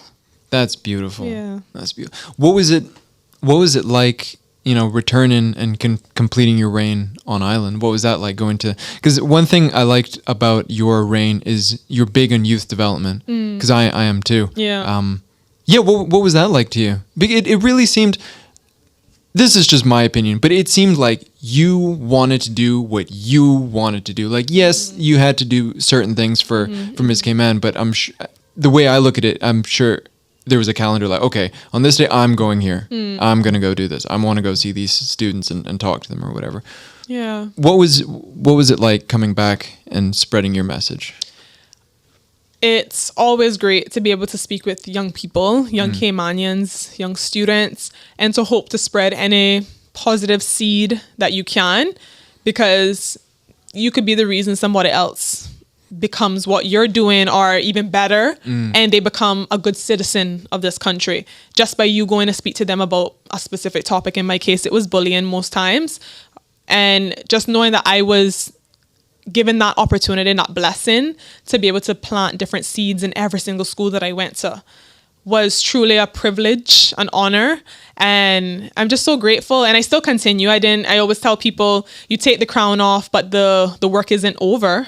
It's just you continuing the legacy. You're continuing the journey. So you're still in the schools. Oh yeah, absolutely. And I definitely plan to continue going to schools that I didn't get to go to when I was queen. So I set out, if anybody who was watching my journey, they knew that I said from the beginning on my first interview, my radio interview, that I wanted to go to every school in Cayman. And I was just short of that by I think 5 or 6. Every time I get interviewed, I forget the number, but it was about 5 or 6 schools. And I reached out to every school in Cayman, but not all got back to me. And so I almost got there, but I can only do what a school allows me to do. And so I got to go to pretty much every school in Cayman, and I'm going to continue by going to the schools that I didn't get to go when I was queen, because the message is still here. I still need to spread the message of bullying. I need to be a positive role model. So the work isn't done. Let's talk about bullying. What is your message that you speak to the kids about? So when I went to the schools, I had a presentation, a PowerPoint that I would always present. And pretty much how I started was going through showcasing or giving a brief definition and description of who the United Against Bullying Foundation was. Then I would go into defining the word bullying, and I would break it down into digestible chunks and made it easier for the students to know these are the different points of, or the different factors that I would look for to be able to identify a behavior as bullying versus somebody being mean. And then the presentation could shift from class to class or from school to school. So most times they would go into me giving demonstrations. So one demonstration that I would do is allowing the students to see how easy it is to find something kind to say to somebody. I would then pull a random teacher out of the classroom and say, hey, can you come up here? I want to demonstrate for the students so that they can come up and also do a demonstration after and showcase what they have learned today. And I would have the teacher come up, and haven't seen her, spoken to her or him at all. This is my first time meeting them half the time. And I would say to her, walk across me and I'm going to walk across you. And that's literally all you have to do. So she said, okay.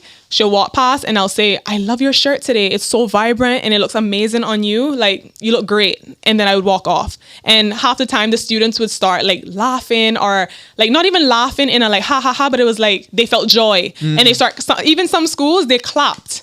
And I was like, it was so evident how spreading kindness just in my demonstration was powerful. And that's the message I wanted to give them, was that it's easy to find something nice to say. I haven't met her before. I didn't even speak to her before this demonstration, and I found something kind to say. So that's how I would allow them to have the opportunity to see, this is what I want you to demonstrate. And I actually called up students and I had them demonstrate it with their classmates so that they heard knowledge, they received knowledge, but they got to apply the knowledge. And so I usually did about 2 to 3 demonstrations in each of my presentations. That was just one, but I usually like to give that interactive piece because everybody learns differently.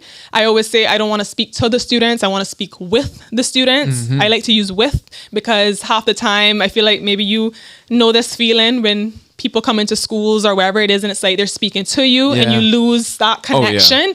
So I always say I'm speaking with them. I wanted to treat it as conversation because I felt like that's more relatable. And so that's pretty much how a lot of my presentations went.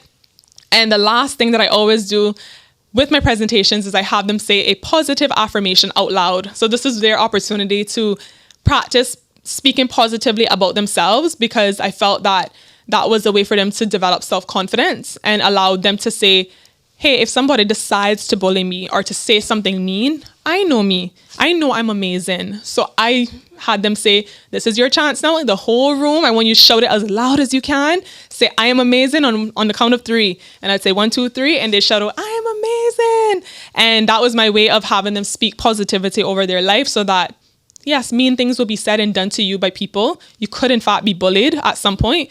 But if you know who you are, doesn't matter what the lies that people tell you when they try to attack you. And so I always ended with a positive affirmation shout out moment. That's beautiful. Yeah, thank you. And you're still doing this? Oh yeah, still doing it. Yeah, like I said, the schools that I didn't get to go to, I plan to go to them in the coming months, definitely. I gotta ask, these age groups, are they like young, like primary school, middle school, or do you do all age groups, primary, middle? Yeah, I did straight up until UCCI dual enrollment. Oh. So I went from, in the BRAC, I got to see the babies, but I didn't get to present. So the youngest age then was year 1 then. Yeah, year 1 straight up until dual enrollment, which is considered year 12. Yeah. That's so cool. Yes. That's so cool. And I even got to branch out to doing it in a church. Oh. So that was nice. And so I hope to, eventually do that, God's willing. But yeah, I didn't expect it to lead to a church. In my head, it was just school, because that was the goal. But when the church thing came up, I was like, I didn't think about this. And then I had somebody reach out and they were like, can you come to my workplace and do this? And I was like, say less, I come in. Nice. So that's in the works though, hopefully. Yeah. So what is life like for Ileann Powery? You've handed the crown to Ms. Reagan Ruddy, who's doing us proud, and you still working in the community. What's going on? What does your life look like today? And I think you can relate to this, Phil. I feel like we're multi-potentialites. We do a lot. We dabble into a lot. And I consider myself a multi-potentialite. I can't give you one answer right now, but I'll just share some of the things that I do at the moment. That includes my business, iPal Creations. So I do photography. Yeah, you can relate. I can. You can relate. But talk to us about that. So for me, photography came about in well, it's always been a part of me. So similarly to how my journey to wanting to be Miss Cayman started, photography was kind of like that for me as well. So I remember being younger and I had, a DSi, a DS. You remember the Nintendo? Yeah, DS? the Nintendo. So Wow, what a throwback. I know. I had a blue DSi and the worst camera quality you can. I think I'm like the worst quality ever, but I was outside snapping photos of plants and animals, my cows, chickens, everything. And it started from like that. And I got a point and shoot, like little cheap cameras. I love point and shoots. I know. And at the time, though, in my head, I was like, this is not it. I just wanted a professional camera. And I told this story before, but I remember having a cousin who ended up getting what in my head was the most professional camera in the world back then. And I was so impressed. And I was like, I want that, but I can't afford that. So I have to just forget about it. And I kind of put photography to the side after that experience. It was kind of like, it doesn't make sense. You can't get that. You can't afford it. Next. So I feel like I tucked it under the rug. And then I was introduced to someone who was into photography and they had gear, a lot of stuff. And I was able to dabble in it and use it time to time. And that helped, I guess, spark that light again. And then in 2020, I bought my own camera. I think it was 2020. Yeah. No, 2019, but in 2020, I started iPod Creations. But iPod Creations, I had created iPod Creations on Instagram just randomly, one year, just randomly. And I think it was like 2018 probably that I had created it. And it was just sitting there. And I didn't know what to do with it. But I just created it. And I think I started like posting what I thought was my art. Like what I see visually before I snap a photo. Like in other words, I can see a photo before I take it. And so I would take things, snap things, and post it on that page. But it was just for fun. It was just me posting my version of my art. And then it eventually led to me having a business in 2020. I paid for the business license, and it became a paid thing. And I'm like, I'm getting money from taking photos, and I enjoy doing it. So it wasn't like hard work. It was enjoyable. And story time. Love stories. How I got into actually being paid was I have an aunt, in Cayman we say auntie. I have an auntie who is very creative, and she at the time came to me and she said, I have a family, like a in-law that is getting married, and I want to get them a gift. And so she said, do you give certificates for photography? And I said, no, like what?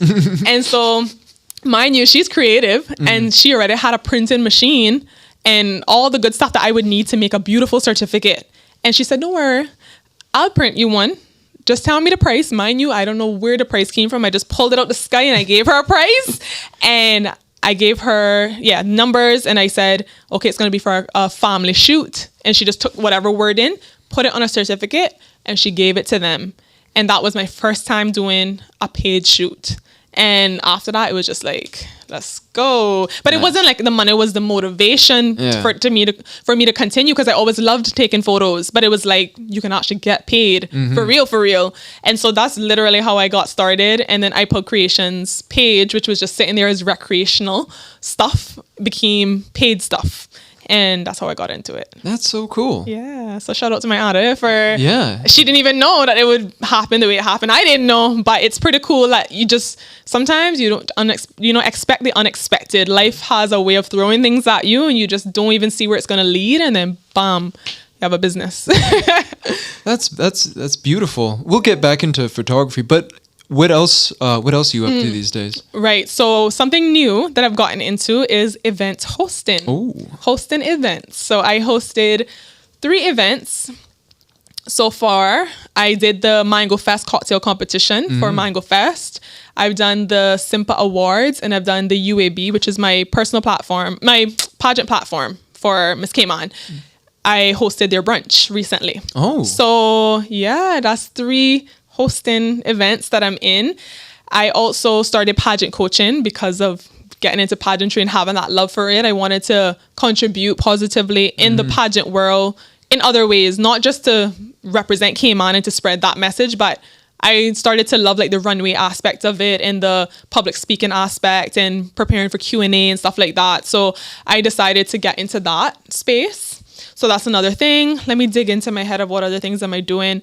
I also still continue the talks, going into schools, being a spokesperson, being a motivational speaker.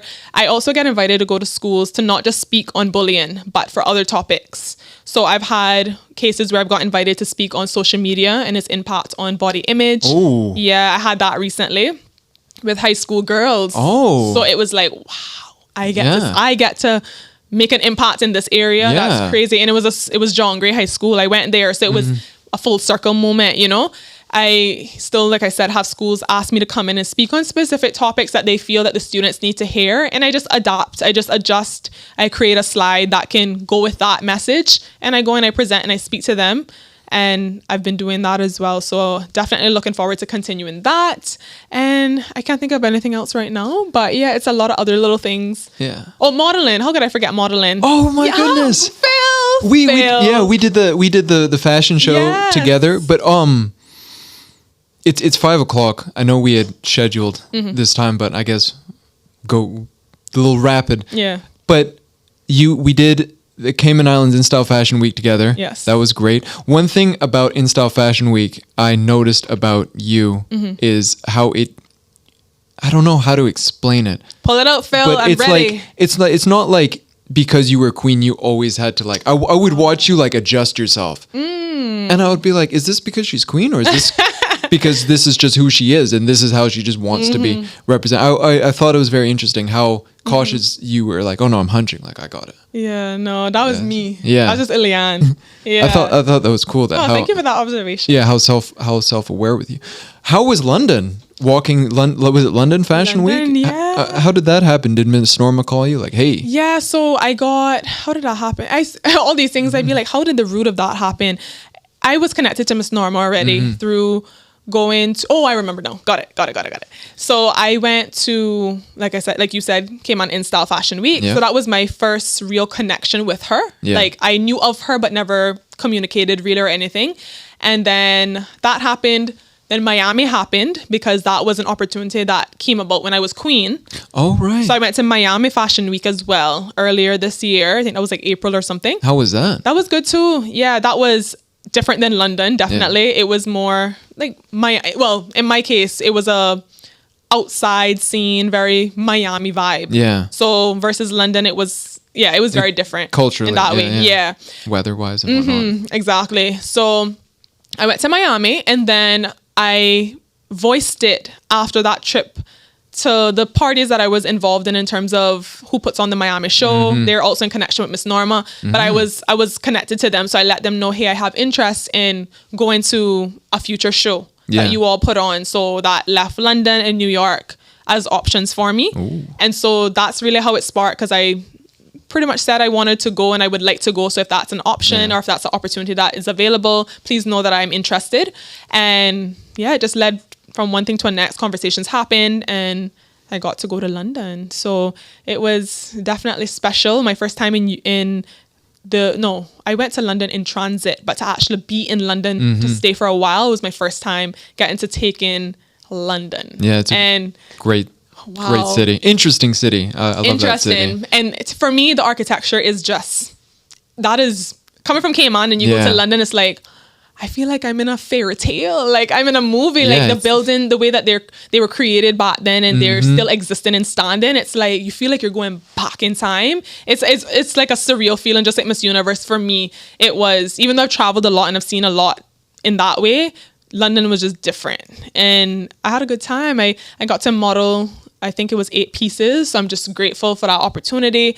And I got to, as you know, I always put Cayman on the map. So I'm here talking about Cayman when I can and getting to network. And I got to connect with other models that I'm still in contact with now. Nice. And that aspect reminds me of pageantry. You get connected to people and you can stay connected for life. And especially when it's in a field that you all do, it makes it so much more fun because they get it. You know, you can have a conversation, they get it. Yeah. And I got to network a lot. So it was great. That was good. What was it like? Did you model for Miss Norma in London? No. Okay. It was all international designers that I modeled for. So one of the international designers was Tiger Chelly. And what was special about her, for me, she was one of the designers that the current Miss Universe, Shanice Palacios, she wore her piece before. Ooh. So to know that I was like modeling something that the current Miss Universe got, like the designer that she got to model for, it just felt like, wow. I just felt so just grateful that I got that opportunity. So I got to do that up there. That's beautiful. Yeah. Ileann, what's next? What's next? So all the things that I mentioned, whatever God has for me as well, that's next. Just continuing to elevate, still working on myself, still figuring it out. My life is not put together. It's not perfect. I still am learning about myself, what I like, what I don't like. Still trying to understand what it is that I want to continue to pursue. Like I said earlier to you, it's being a multi-potentialite. There's so many different avenues, but sometimes that can be conflicting. So I'm in a state of trying to figure out which avenue do I want to focus on the most right now, and which one do I want to invest in the most right now. So yeah, I'm in a season of figuring me out again. I've never been in this space before. I've never been the Ileann who was a Miss Universe Cayman Islands before. So this is new to me. I'm still getting into different activities that I did while I was queen, and just continuing that work, making an impact in the community, and just trying to be a Caymanian who is a Caymanian that gives back, that is trying to be the change, a positive change. I'm just trying to be the positive role model that I hope to be for young women and just people in general, and just continuing that message and just spreading kindness, love, God, peace, and all that good stuff. So that's what's next, God's willing. That's awesome. Yeah. My second to last question is, what about the community do you love so much that you want to actively work? Sorry, my camera's on me now. What about the community do you love so much that it just drives you to constantly like want to work with the people, get to know the people, uplift the people? What about the community inspires you to keep your work going? I think it is a bit of what the people before me did as one of the driving forces. It's like they worked so hard. They did what they could to make Cayman the best that they could make it be. And then it's now in the present, seeing a lot of that disappear, it becomes my responsibility. It's in your hands. And that will forever be the driving force, because those people are gone. What can they do? They did what they could. And then now there's us. So it's a matter of, do you watch the ship sink, or do you help take the water out and continue sailing? So for me, that's what it's been. That's been the motivation, the drive, the push, just being a proud Caymanian and wanting to see my people thrive, and wanting to see my people feel like they have somebody who cares to speak up for them and to represent them and to just be them and be amongst them. Like that's my push. So it's always for my people. That's beautiful.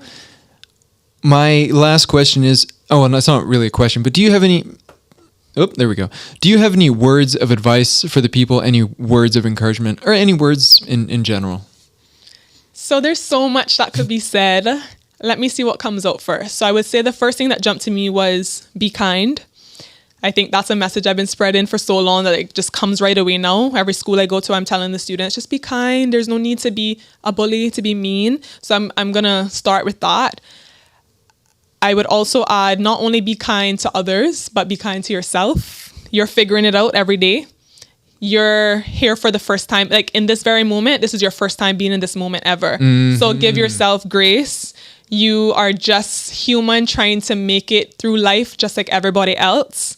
Another thing I would say is to not compare yourself to others. Comparison is the thief of joy. I'm saying that to myself as well, but to the person listening, don't worry about what the next person is wearing or doing or sharing on social media.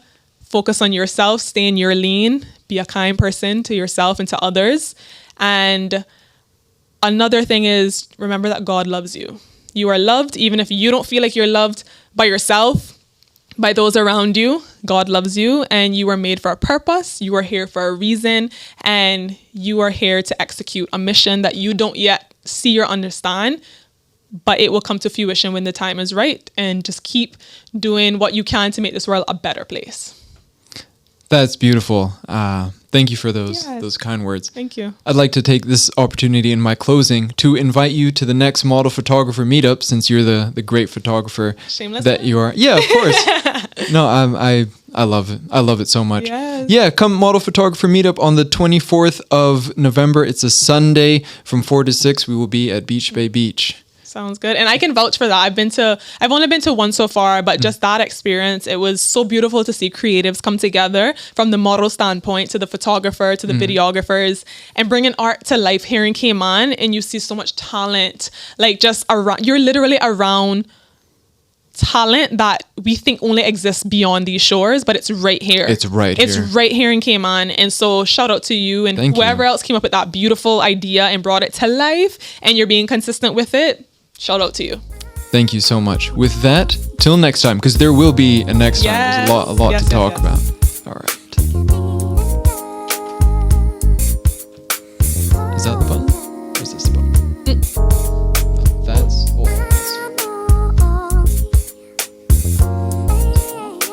We're good. It's Oh, we good? Okay. Yeah, this is saved. Yeah. It's just.